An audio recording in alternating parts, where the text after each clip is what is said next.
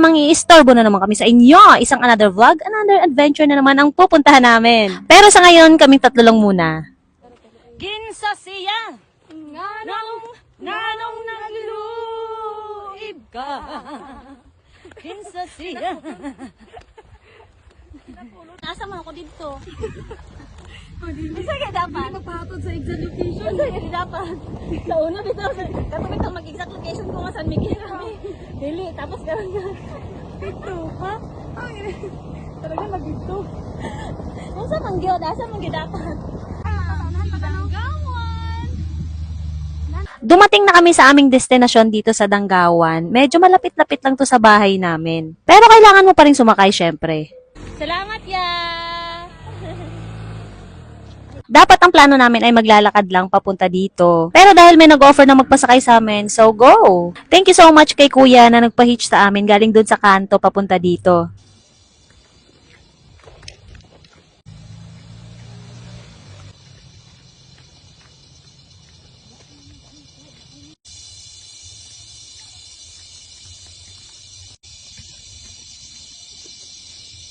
Ito, papasok na kami mismo dun sa pinakailog o kaya sapa, hindi ko alam ng tawag dun. Marami din pala yung nagsiswimming dito, lalo pag weekend. So, dahil nga ilog yung pupuntahan namin, kailangan namin bumaba mula sa taas. Ito yung pinakamalapit na ilog or sapa na pwedeng pagswimingan galing sa bahay. Pero first time kong pumunta dito, kung ano yung pinakamalapit, yun pa yung first time ko. Medyo stiff yung daanan papunta dun sa pinakababa ng ilog. Kaya dapat pag pumunta ka dito, medyo mag-ingat-ingat tayo. Katulad dito, ayan, ang liit na ng daanan ng tao. Parang kasya lang talaga yung pinakapaa mo. Kaya sa mga first time dito, medyo nakakatakot siya. Medyo lang.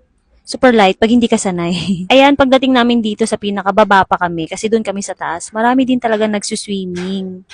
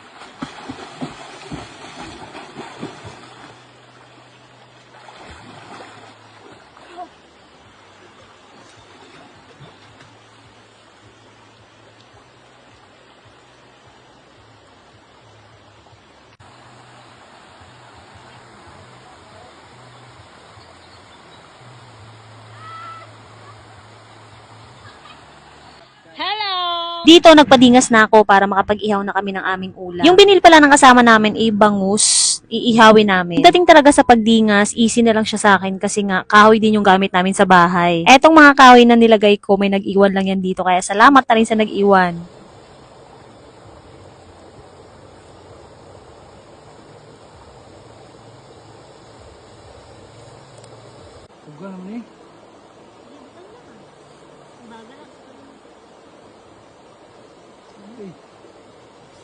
Etong mga kasama ko ay parang mga pamangkin ko na rin kasi mga kabatchmate sila ng mga pamangkin kong yung dalawa kong kasama. Ako naman kasi kahit sino kasama ko, bata, matanda, basta okay kami, magkasundo tayo din. 'Di ba? Hindi naman kasi ako maarte sa mga kasama. Ayoko kasi yung masyadong yung pasosyal, yung pangmayaman baga. Ako kasi pang ano lang ako, pang bundok, pang bukid, pang mahirap lang tayo, bi. Iba talaga pag may kasama kang lalaki, no? Napaka-gentleman. Pero hindi lahat ng lalaki gentleman, ha? Sila yung tagahiwa, taga-ihaw, tagakuha ng dahon, tas kami pabebe lang. Ay, hindi pala pabebe. Maghihiwa pala ako ng pakwan.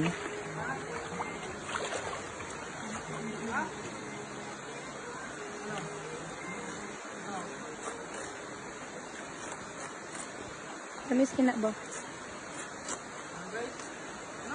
Lana. Hala ko tayo. Wow, lami ka ay. Hala ka, giguba ni tita mo kutsilyo. Ah. Hala, wow, lami ka ay, boy.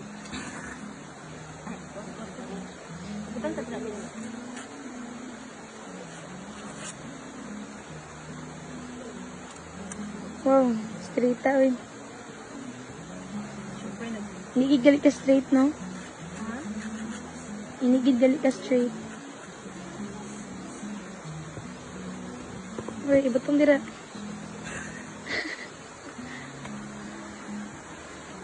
Pag nasa probinsya ka tapos wala kang masyadong pera, pero dapat may pera pa rin, pero hindi siya masyadong madami. Okay na sa itong mga ganitong outing, 'di ba? Simple lang pero ang saya. Pagkatapos maluto nung inihaw namin, siguro mga 1:30 na to ng hapon. Nag-set up na kami ng aming kanin. Ang dami naming kanin, so wag kayong magtaka kung bakit ako kasi kailangan kong magbawas kasi ang dami ko rin talaga nakain na kanin. Aminin nyo, ang sarap-sarap kumain, lalo yung pag nasa yung tabi ka ng tubig, yung ilog, yung sapa, o kaya yung palayan, di ba? Nakakagutom. Alam mo yung kahit ang simple lang ng ulam, kahit tuyo, kahit yung gulay lang, pero dahil nga nasa gilid ka ng may tubig, parang nakakagutom palagi, di ba? Salamat sa nakasama naming dalawang boys, si Lordy at saka si Lawrence. Shout out sa inyo guys, sa susunod ulit.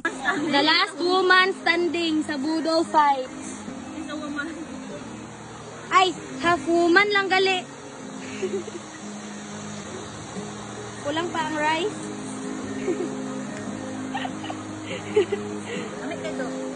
Kani kayo. Guys, among tita guys, grabe ka hasuluban nun og idom.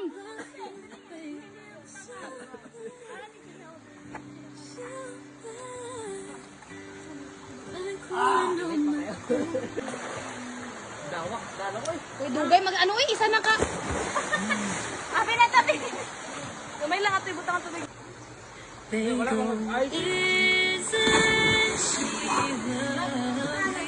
Dito nag-inuman na kami, pero sila lang talaga yung pinakamaraming na shot kasi parang isang shot lang ako kasi nasobra na ata ako sa alak. Isipin mo no, ganito lang yung kaligayahan mo. Tapos yung mga kasama mo, kesyo bagets, kesyo matanda, basta magkasundo kayo, ang sarap sa feeling. Yung masaya lang, tapos nagtatawanan, tapos nag-aasaran. Tapos sinishare ko sa kanila yung mga experience ko nung high school, sila din yung sa akin. Ika nga napakasimple ng buhay. Huwag nating gawing komplikado kasi tayo din naman yung mahihirapan, tayo din yung may stress. Gusto ko ulit i-shoutout yung mga followers ko. Salamat sa walang sawang pagsuporta at panonood ng videos ko. Salamat mga kaihi, I love you all!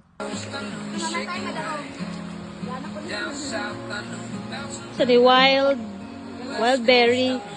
Uy, pero tignan mo itsura. Basa-basa. Galaway tapos may ano ba yung web? Lawa, parang lawa.